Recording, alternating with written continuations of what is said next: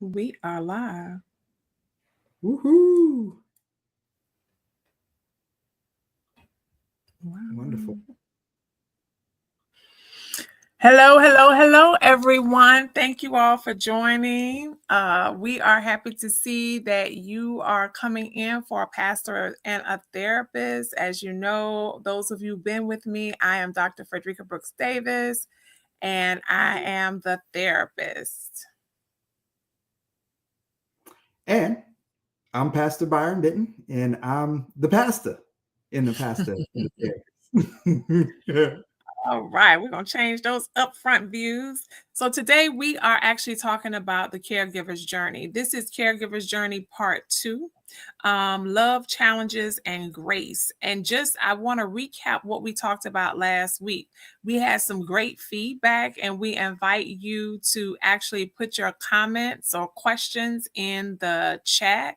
Or post them on YouTube. We're able to see those comments as they come in, and we will respond if you have any questions. I want to just kind of do a recap of what we talked about last week. So first, we talked about what's the role of a caregiver, and a caregiver role varies, right? For some people, it may be that they're taking care of a parent, a spouse, a partner, a child. And caregiving oftentimes is looked at as persons who are ill, but that's not necessarily the case. You might be a caregiver of someone who's doing well and you're overseeing their finances, or you are a caregiver of educational caregiver. There's various ways in which we can show up in an individual's life. So we just want to make sure you know that there's professional caregivers and there are informal caregivers. We also talked about some of the responsibilities of a caregiver. Certainly, if you're a caregiver, you might be managing finances, someone's medical bills, or taking them to the doctor, healthcare, and their daily living assistance. But then there's an unexpected nature of caregiving that occurs, and then many people step into that role and they're unprepared. And so the purpose of this webinar today, as well as our webinar that we did, or podcast that we did 2 weeks ago, is to try to ensure and talk through what are some of the things that caregivers face. So one is deciding to become a caregiver. So that's an interesting thought right there, Pastor Benton, because number one, sometimes you can plan to be a caregiver. Other times it comes unexpectedly, right? And so in my case, when I was the most, I would say, direct caregiver for years was in the case of my husband. It wasn't something I planned to be, but nevertheless, it came. And so as a result of that, as we walk through life, you can be healthy today, and tomorrow in 30 seconds, somebody has to show up to be your caregiver. And we want to just kind of talk through that. So one of the things that we talked about last week in becoming a caregiver is that you have to look at your capacity, right?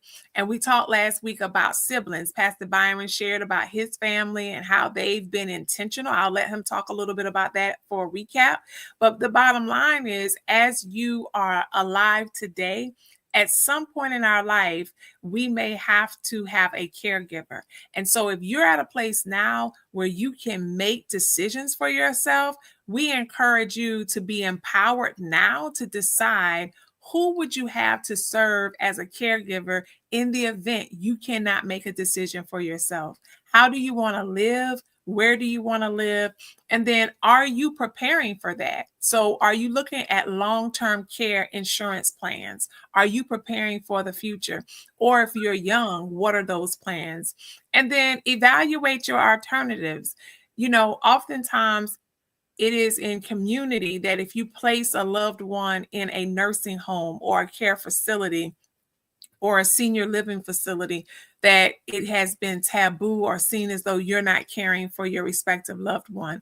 But I know you have to make a personal decision and familial decisions based on culture, religion, and all of those things. But I would encourage you that if it's for the sake of making sure people don't talk about you, no, that's not a reason to make a decision to be a caregiver if you don't have the capacity, because you can be harmed as well as the person you're caring for. So, Pastor Byron, what are some of the things you'd like to recap from last week before we go into this week's discussion? Yeah, absolutely. Well, first, I want to highlight some scripture because I'm the pastor. 1 Timothy 5:4 and verse 8. But if a widow has children or grandchildren, these should learn first of all to put their religion into practice by caring for their own family, and so repaying their parents and grandparents, for this is pleasing to God. And then verse 8, anyone who does not provide for their relatives, and especially for their own household, has denied the faith and is worse than an unbeliever. Now, this is very strong words that the Apostle Paul gives to Timothy, but let's get to the heart of really what he's saying. What he's saying is that each of us have a role and responsibility, as we've been given the capacity to do, to care well for others, to care well for our family members, etc. Now that may look different, and that's a part what Paul was saying. He really makes it pretty open, like parents, grandparents, children, grandchildren, etc. If you're in that position, there's something in some kind of way that you can contribute, and I think it's very important to own whatever that is. We talked a little bit about my family personally, and how even with my siblings and I, we've had some discussions around that. My brother and I in particular have had some discussions around what this looks like. Because for some people, certain things are easier for you than other people. Some have no problem giving care and being able to be there day in and day out and do some of the more difficult things that come into giving care for someone. For others, they're in a position to where they can give and contribute financially, but they're really not so much in a position where they can do. It's important to own that, to be honest about that, and to not guilt people into whatever their role is on that. Each of us have a role we can play. And really, as you look at this scripture, it's about whatever that community is really coming together, whether that family is that community, whether there's extended family, that community. It's about how we all come together to care well. What often happens with our families is one person is doing way more than they should be doing because others aren't doing what they could do. And if everybody just put in what they could do, then it would not overstretch any individual. So it's just important that we remember, especially for those who are believers, that we each have a role that we can play at the particular capacity that we have. And that's what I would add in the recap, Dr. Frederica.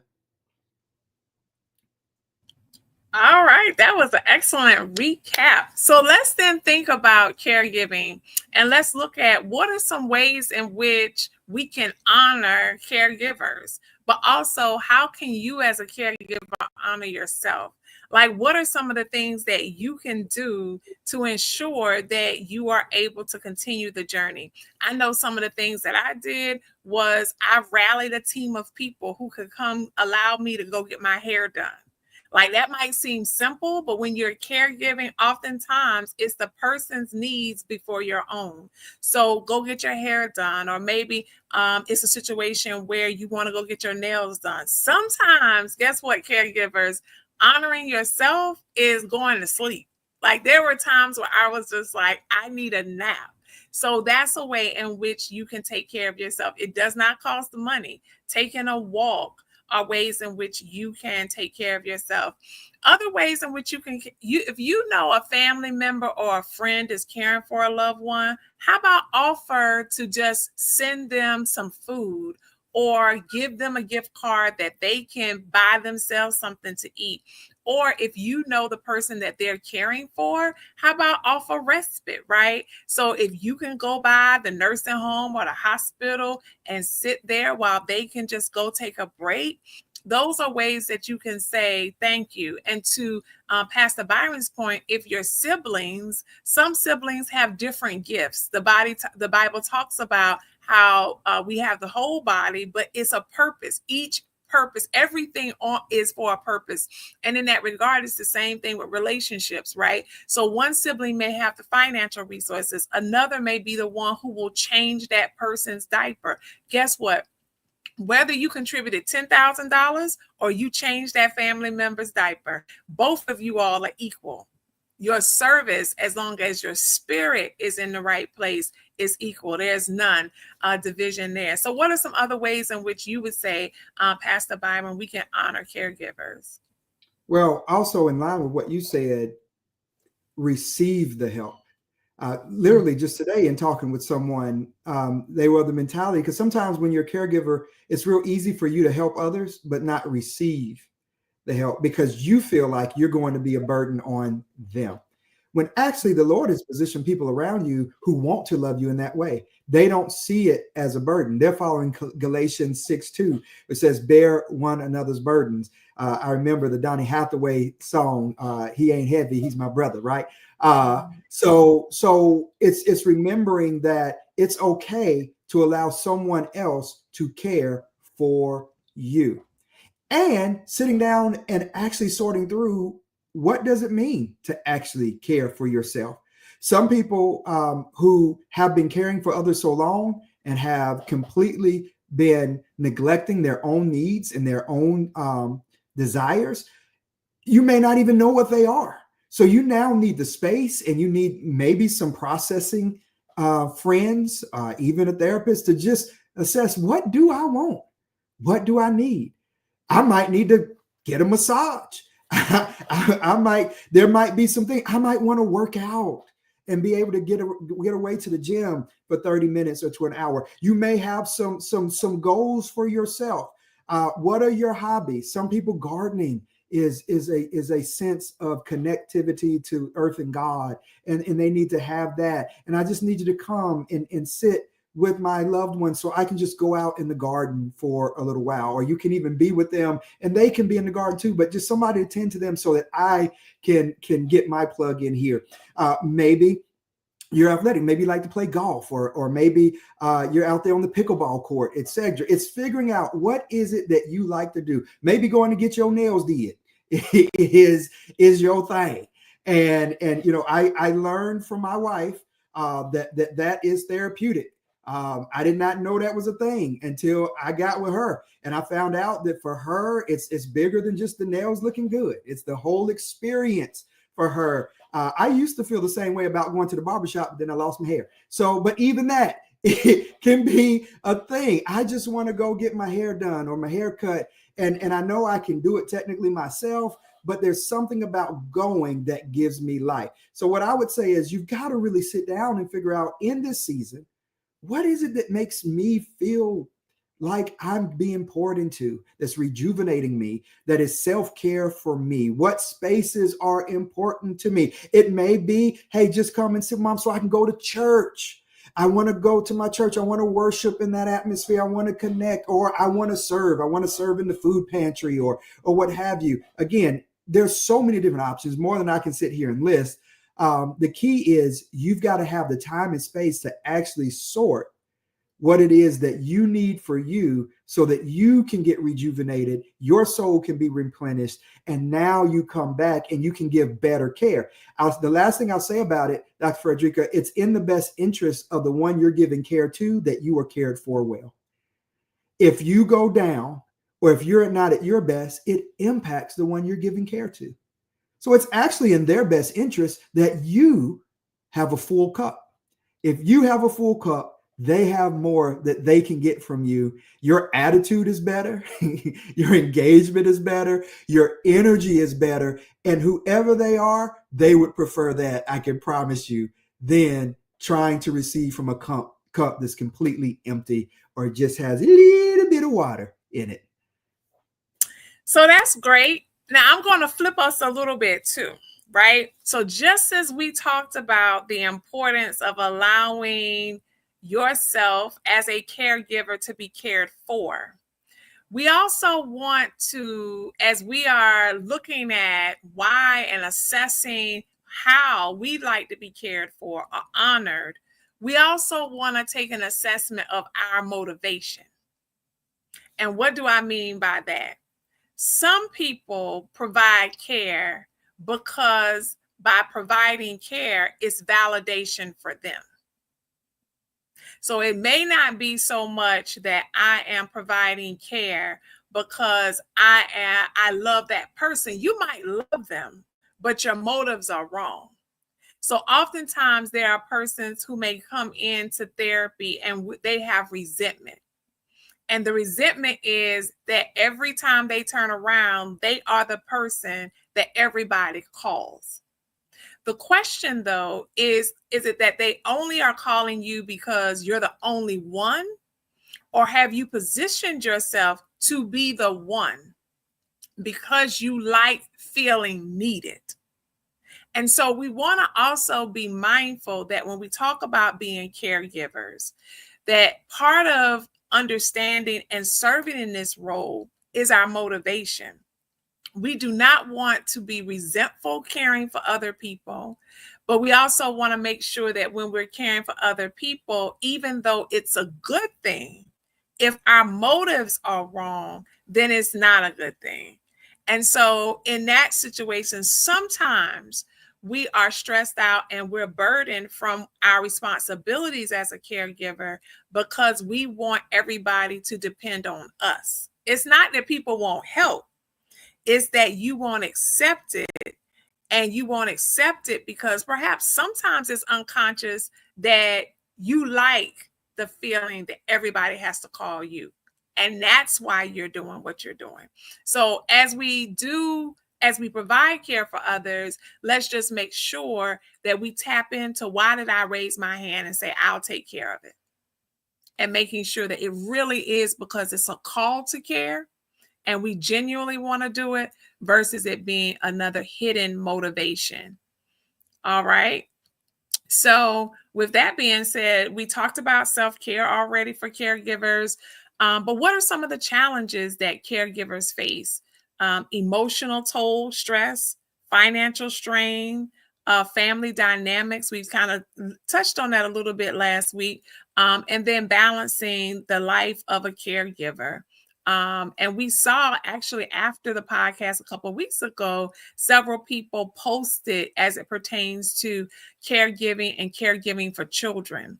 I would also say another way in which we provide care is when we serve as advocates, right? If you have children who they may have an individualized education plan, which basically means these children may be somewhere on the spectrum. They may also be children or youth, young teenagers who may be have some behavioral challenges, intellectual challenges, and they learn differently, right? So these are our differently abled persons who have individualized education plans in the school system that provides them with, in some instances, a support person. It may provide them with extra time on their assignments. But in any way, if you serve in that capacity, you're a caregiver, right? You might not be a caregiver in the traditional sense. They may not be bedridden, but you are a caregiver in terms of you're helping to shape this young person's educational pursuits, how they're going to view education and how they're going to be treated in the world.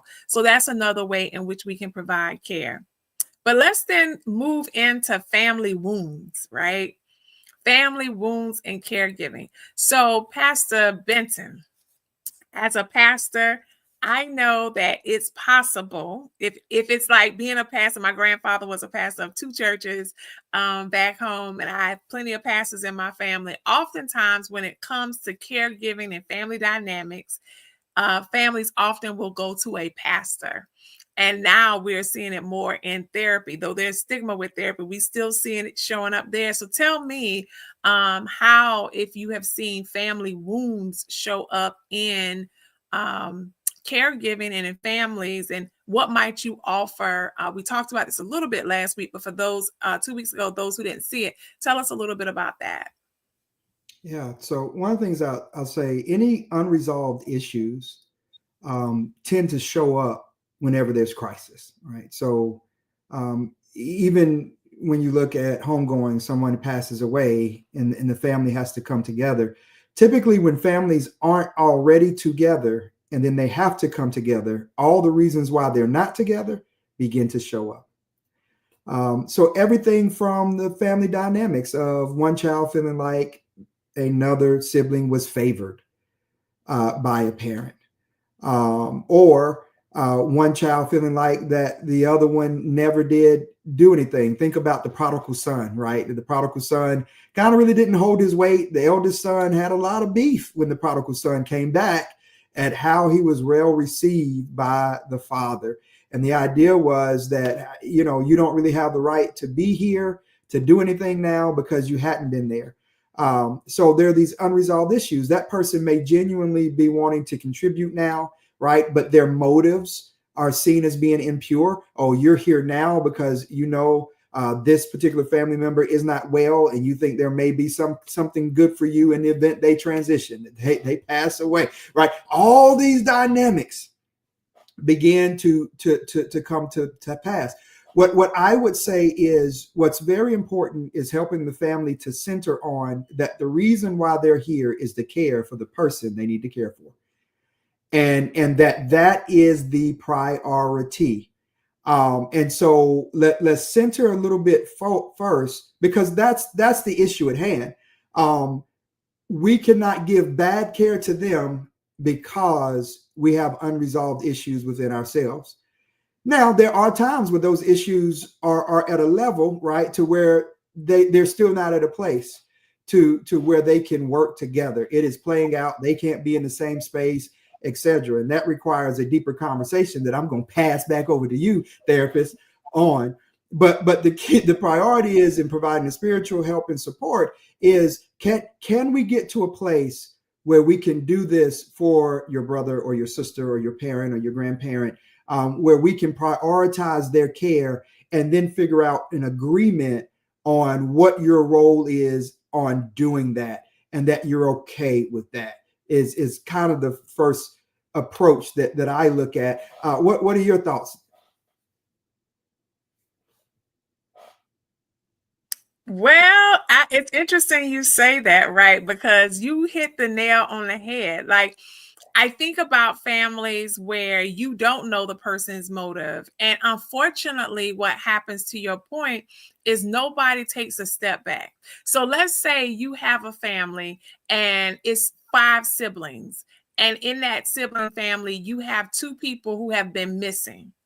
The word goes out that mama is sick. She's in the hospital. It's not looking good. You need to come home. And so those 2 siblings who have been away decide that they want to come home. Automatically, there may be some who question the motives of those 2 siblings, to Pastor Byron's point.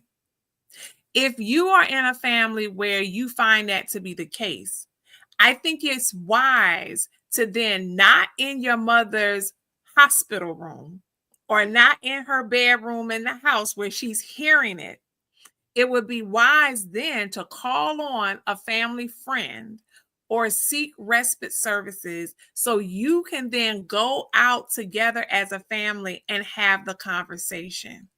Rather than look side-eyed at your sibling, making assumptions in terms of why they came out, it's better to go to them and say, hey, Byron, you haven't been around. I know they called and said mama's been sick, but, I really don't know if I can trust why you here. What's that about for you? And I want to know that. So I'm using our words, right? Tell me what that's about, because I want to make sure that I don't make false assumptions. So you use your I words, you be honest with how you're feeling. Like, I'm feeling some kind of way, and I'm checking in to make sure, Byron, that how I feel is accurate or not. And the only person who can correct that is you. My thoughts lead to my feelings. So I see Byron show up, and my thought is, oh, he coming because he think mama got money. As a result of that, I start looking side-eyed at Byron. But if I am really, particularly if I'm someone of faith, and I'm, as we're talking, finishing up Seek Now, living love out loud, then, and as the word tells us to, I'm going to go directly to Byron. I'm going to use my I words and not accuse him of looking for money, but I am going to share, Byron, in this moment, can I share with you how? Because then what happens now is mama is blessed. Because even if you don't say how you feeling or that you're looking side-eyed, the person that you're caring for is able to pick up all that energy. And it's not helping the person, because, and particularly if they're struggling at the end of life, they want their family members to have harmonious energy. Now, I'm going to put something back on you, Byron, because while I say that, if you are a parent of children, and you know that there is discord in your family, and I know you may have been praying to God, I want you to consider the possibility that the discord may continue until the individuals decide to do something different. I find often that families have unrealistic expectations, and it's like they know their children are at odds. Their expectation is that when a crisis happens, the children are going to put those odds down and they're going to rally. If they don't do that when everybody's well, there's a likelihood that they're not going to do it when you're not well. And in that instance, you may need to seek the security of an attorney who serves in the role to make decisions on your better half, when you know that at least while you're well, family is not coming together, as opposed to assuming that your illness or crisis is going to cause them to say, let's put everything down. Please do not put that fate in. You don't have to do that. Please be proactive. So if you have an attorney in place and they don't need to step in, great. But if they need to step in, then they can. Pastor Byron, what's your thoughts about that? No, I agree. One of the things that I've said a number of times to people in different situations is, when your children are grown, they grown. And because also what even happened in that circumstance is, the parent, even though they're 80, 90 years old and the children are way past grown, the parent still feels like a parent, still feels responsible for the state of their children's relationships, and still feels obligated to be the one to fix it. Well, even if you had a role or impact on things being the way they are, the onus now is really on those children to figure it out. As I often say to them, hey, you got them to adulthood in their right mind, clothed, food on the table, all that kind of stuff. Congratulations, you won. It's on them now. It's between them and the Lord. And so you won't be able to control this. You won't be able to force them. And it's really not your responsibility anymore. They're responsible now for making things better, and they're the only ones who really can. The best you can do as an adult is maybe try to encourage, right? You can be the encourager. You can mention your perspective on this and what your hope is, but then you have to pretty much release it. And the really difficult part is accepting what you see and where things are. Still having faith, right? I don't lose faith or hope that things won't change. I believe that things can change. I also don't know if they'll change within my lifetime. I don't know if I'll be here on this side of heaven to see them change.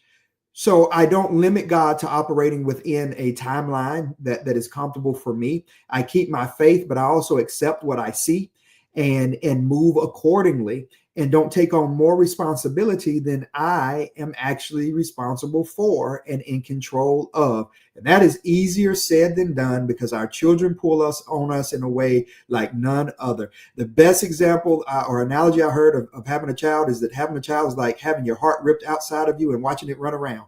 That is what having a child is. And that never ends, no matter how old they get. So I realize that. At the same time, there is the reality of what is.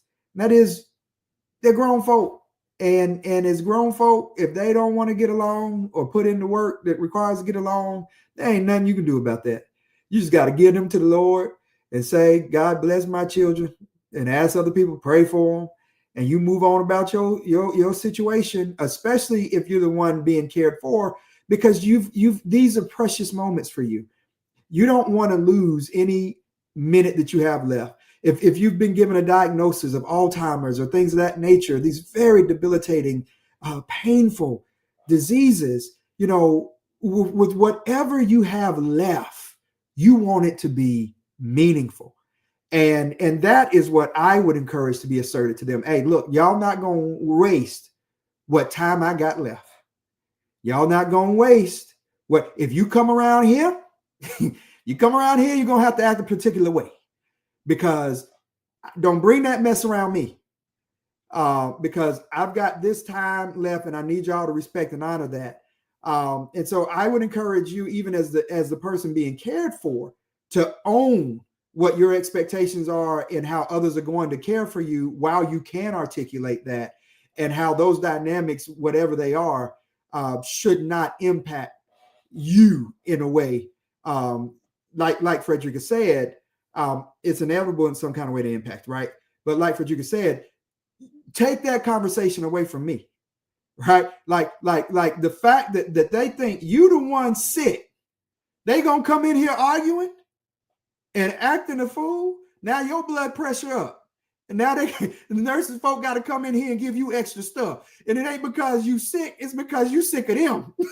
You tired of them them children who still can't get along. No. Y'all take that outside of here. And I have been in situations where the doctors have literally had to tell the family, y'all are causing more harm being here to the health of our patient. And so it's bad when the physician is wanting to care more for the patient than the loved one is because of their stuff. You don't want to be that person. No, you don't want that guilt on you. Let me say that, because I've seen that too. And so I think I said enough there, good doctor. I'll pass it back over to you. What are your thoughts? Do you disagree with any of that? I kind of said a lot there. No, I don't. I agree. I concur wholeheartedly with what you said. And I also want to, before we move on to our next segment here, and again, feel free. I was kind of checking Facebook to see if there were any questions we may have missed or comments. So feel free to place them in Facebook or YouTube. But what I will say is, there are times and family situations where you have a parent who abused a child. And in those instances, and that's what I want to talk about, Pastor Byron, in those instances where you have had a parent who was physically abusive, emotionally abusive, spiritually abusive, we have persons who are trying to reconcile following what the Bible says and caring for that respective parent. Joyce Meyer is someone that I listen to, and I often appreciate. She often talks about the relationship with her father, that for the most part, and the abuse that she incurred. And when he got older, she felt led to take care of him, but she did it financially by putting him in a facility.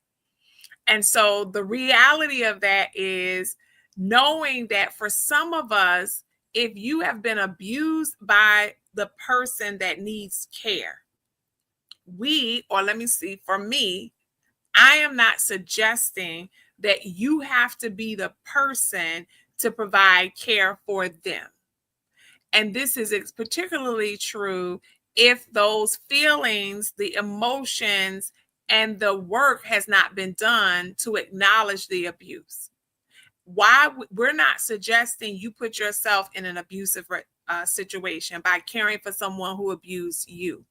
But there are ways in which, because we do see children where their parents were not kind to them, and now they are being asked to take care of that parent.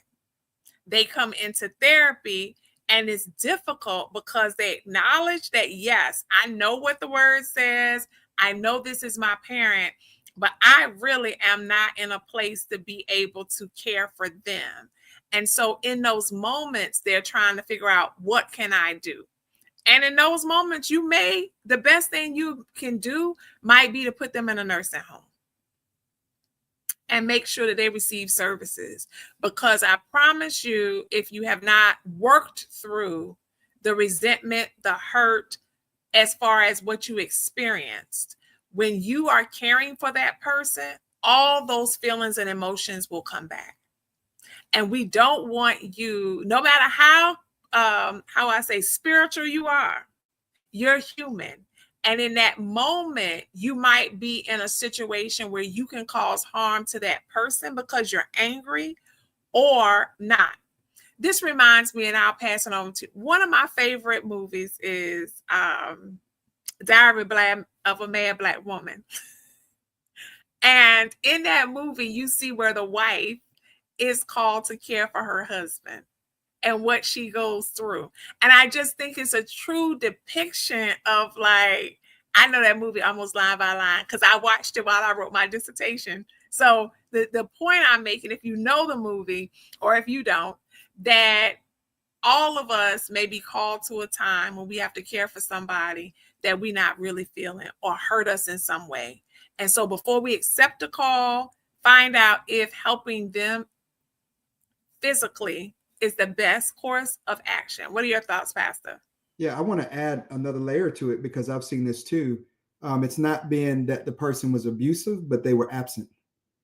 So, so here it is. I have a caregiver who never cared for me, at least in a way that I saw. I felt abandoned by them, felt ignored by them. They were never there for me. And now here I am, the only one that's there for them. I have had members before who've had this experience and felt led by God to care for this parent, but then we're wrestling with all of their feelings that are getting triggered. And in certain instances, I remember one in particular many years ago where they had half siblings who did get to experience care from that father. And they were the only one excluded out of the siblings, right? They had a different mother, etc. They were older, whatever. None of the siblings were there. When it came down to it, she was the one with resentment and anger and bitterness, all of it. But she felt led by God to do it. And she wrestled in that gray.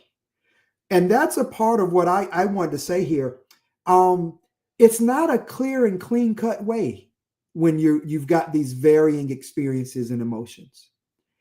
And also spiritually, you wrestle because one, Lord, why'd you even let this happen?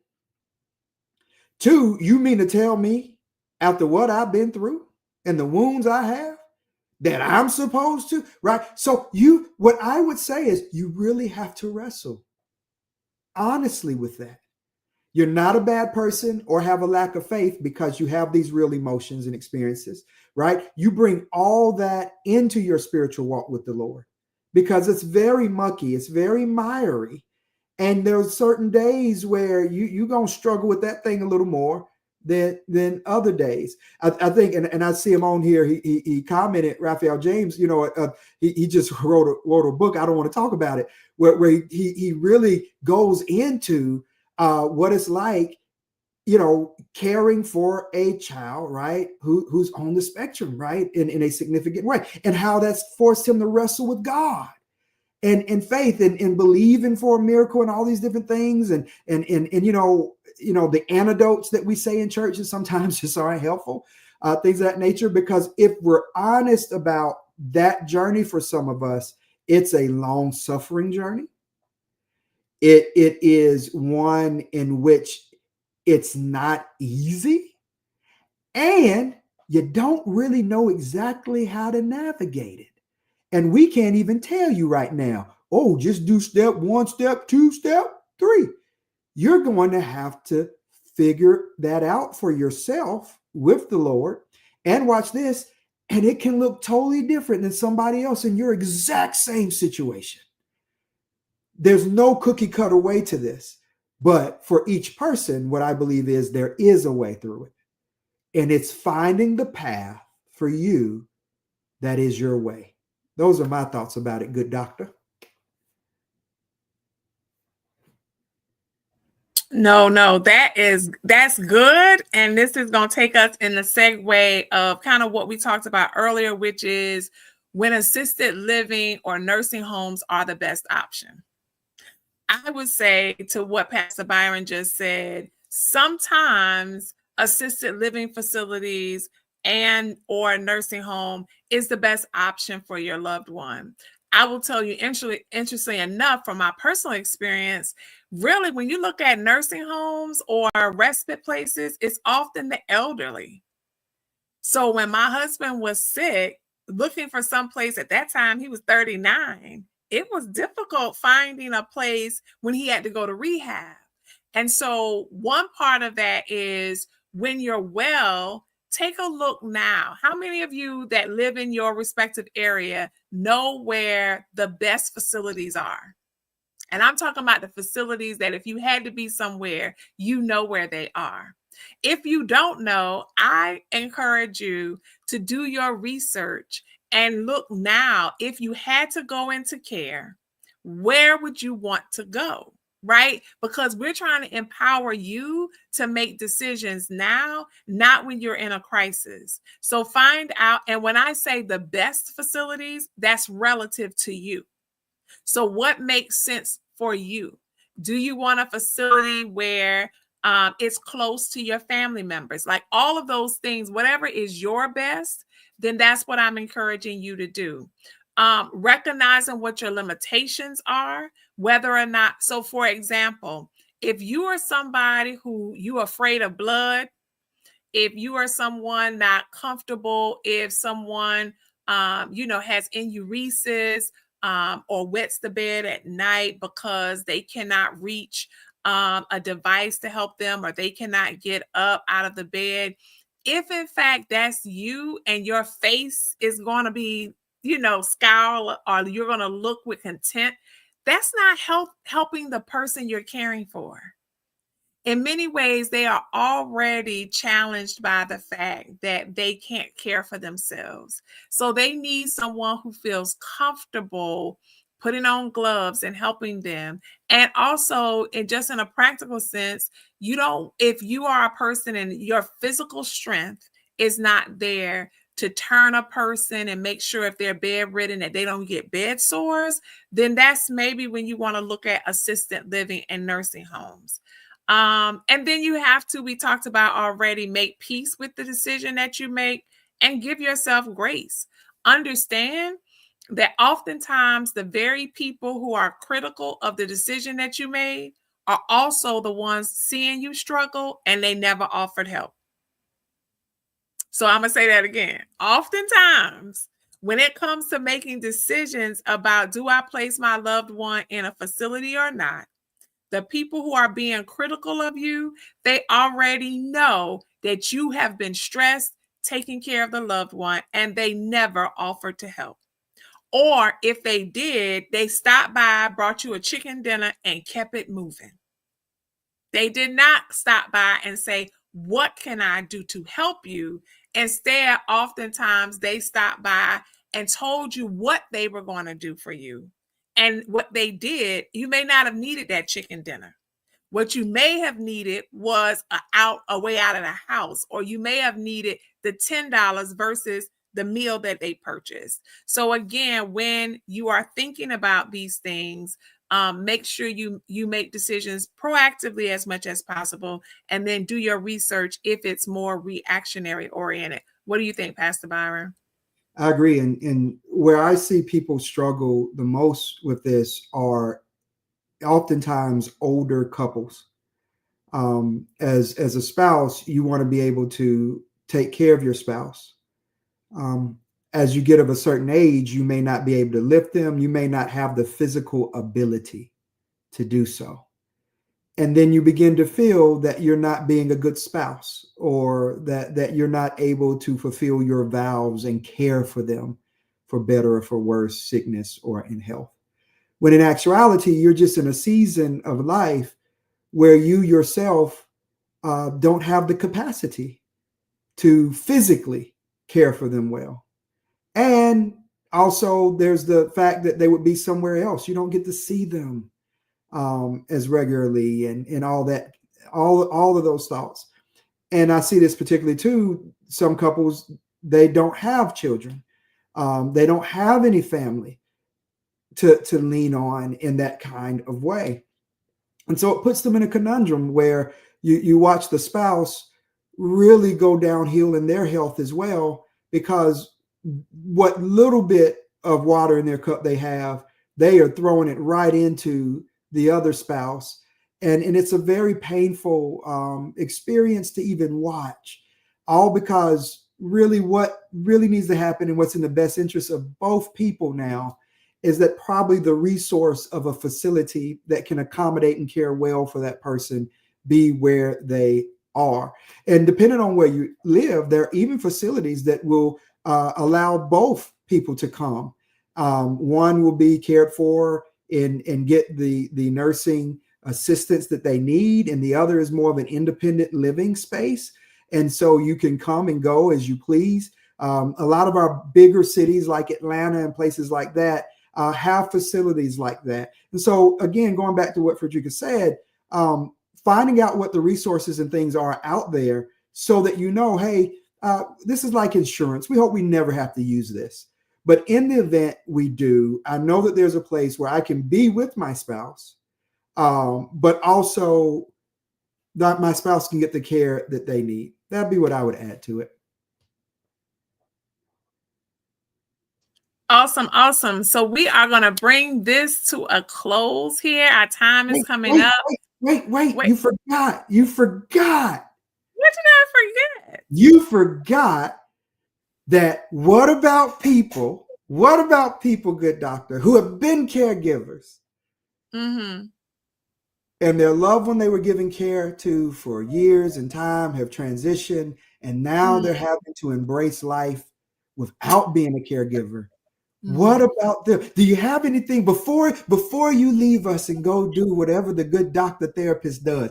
Do you have anything to speak to that person, those persons who have joined us? Hmm.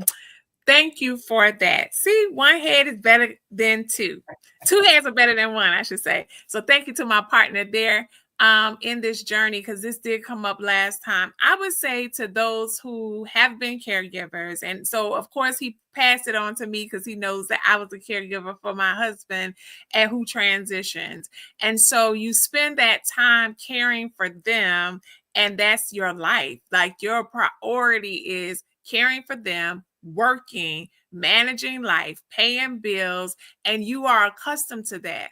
Then your loved one transitions, and now the time that you devoted to care, it's like, what do I do now with that particular time? The first thing I will say is that's a normal reaction and response, because one, your grief intensifies oftentimes. Why? Because as a caregiver, it gave you some purpose in that person's life, right? And so now it's like, what do I do with that time? And so we have persons who have come to therapy, and I recommend that for people to engage in some type of a support group. One, to grieve not only the loss of the person, but the role that you played in that person's life, right? And so that's going to look different for everyone. Oftentimes, what we try to do is rush to fill that space being busy. And I caution you against doing that. Don't look for ways to fill that time. Really take that time to pour into yourself and readjust. For me, in the time that I care for my husband, I was so tired of going to doctors, right? So the reality is I'm a person who have all my annual appointments, I go. But in terms of my husband's care, we went to doctors continuously. So oftentimes when it came for me making appointments for myself, I actually wouldn't take the time to take an appointment, not because I was afraid or didn't want to go. I was tired of looking at them white walls, a white floor, smelling how the hospitals and the doctors smell. And so I just put, now I am not suggesting that that's the way in which you should do that. I am saying though, when your loved one passes or transitions, that I recommend you take the time to reassess where you are. What do you need to do now for yourself? You might need to go and lay on a beach somewhere. You might need to go check into a hotel if you have the resources, and do a staycation. You might need to get with girlfriends and your boys, and hang out. You might just need to sleep. and it will take you time to just adjust. And if you find yourself having difficulty adjusting, then I encourage you to seek the support of a professional, a pastor, or somebody who can walk with you on that journey. And finally, what I would say is don't make an assumption. Oftentimes people after their loved one transitions, they feel they can't talk to people who don't have the same experience. It's often like, I don't want to burden my family and my friends with my situation. And so they intend go in isolation and do some self-destructive behaviors. Don't make assumptions about what your family members and friends are willing to listen to. So don't take that away from them. Instead, provide them with an opportunity to show up for you in that way. And if they don't, then seek outside support. Pastor B? I think you said it wonderfully, wonderfully well. It's the only thing I'll say, and it's kind of saying what you said, is the life you knew passed away with that person. So you, in some kind of way, also died. And so there's a whole, everything is new now. And there's a whole new world that you have to get to know. And the other side of that is, depending on how long you were caregiving, you're a whole new version of yourself than you were. And you probably need to find out who that is. And the only way to find out who this new version of yourself is to spend time with yourself, spend time with the Lord, and to figure that out. Because again, you may not even know, well, what do I want? I've been caring so long for this other person. What do I want? And that's a journey. It's a journey. And it's one that you have to take and have grace for yourself on, and embrace that grace, to be patient with yourself, and to try things. Don't be afraid to just try things, because you don't know what you like necessarily. And so you go and try things. You go, well, I don't like that restaurant, or I don't like going to the movie by myself, or maybe, there may be certain things you used to do that you go back to do and you don't even like it anymore. It's like, I used to like bowling. I don't want to go bowling. Like, that was not fun for me anymore. Well, what is it then? I don't know, but there is something. And you begin to explore and find that out. And eventually the dots start connecting and the path starts emerging, and you begin to make your way down it. And the Lord will lead and guide to a place of wholeness and peace. That was great. I'm going to say this last thing, and I'm going to close us out. If you are a caregiver and you were caring for a spouse, please don't rush to fill your bed with somebody else. Oh my. I'm just saying, take time. It's adjustment, but please give yourself time to make wise choices. Well, and I'm going to leave that there. And to add on to that, because like for us that really save and all that, filled with the Holy Ghost, don't rush just to get married. Amen to that. To have somebody in your bed. To have somebody in your bed. There you go. I don't care which way it is, right? What we saying don't ever get somebody else in your bed. We just saying don't rush either to do it before without being married, or don't rush to get married for the end result to be to have somebody in your bed. Okay? Hey. All right. Bless him in his ministry. All right. So again, we thank you all for joining us. We are a pastor and a therapist. I'm Dr. Frederica. This is Pastor Byron. We, in our own way, we sealed it just with how we are. We love to laugh and have a good time, but we are also serious, dead serious, true. And so I'm ending now. I shouldn't have said that, because now that takes me to a whole nother place, right? And we got to end this podcast. So anywho, thank y'all for watching. Share it with some caregivers. This is part 2 of a part 1-2 series. The other one you can find at a pastor and therapist on YouTube. Like and subscribe. And we hope to see you again the second Tuesday of March, if not before. Take care of yourself. Take care of someone else. Peace. Bye, everybody.